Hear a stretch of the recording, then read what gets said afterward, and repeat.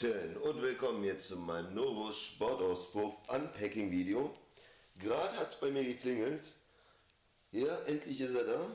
Den habe ich vorgestern bestellt. Heute ist er angekommen. Und ja, ich weiß, Bastup Mangafloh oder so oder Eisenmann ist natürlich viel besser, ist mir klar. Aber der Novos kostet jetzt, was habe ich für den Novos bezahlt? Für den Novos habe ich 159 bezahlt. Und man kann, klar, wäre mir Eisenmann lieber gewesen. Aber was soll's, die Teile sind halt irre teuer. Und wollen wir erstmal hier das Paket aufmachen. Und wollen wir uns den mal angucken. Da liegt das schon. Der Postbote war nett und hat die mir hochgebracht. Das sind nicht alle. Oh, da ist er. Da ist er. So, was haben wir denn hier? Papier. Wow, sehr viel Papier. Ekliges Papier. Cooles Papier, sage ich dazu nur. So.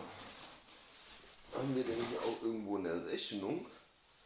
Das ist natürlich hier auch noch die Frage. Dass wir das Teil irgendwie rausheben.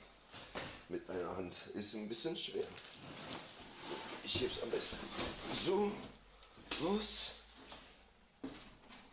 Gut. Dann lege ich den erstmal hier hin.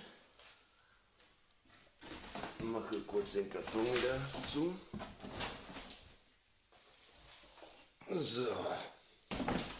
So, dann wollen wir ihn mal weiter auspacken. Jetzt fertig ausgepackt. Da haben wir hier einmal die Genehmigung. Steuermaß aufmachen.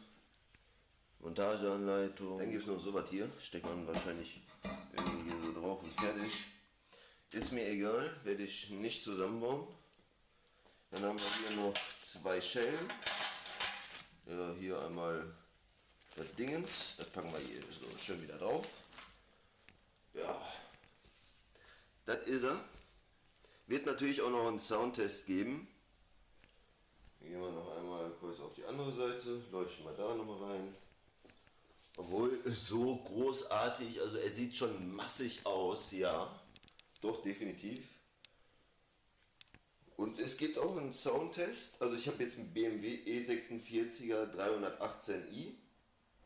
Davon mache ich gleich nochmal einen Soundtest.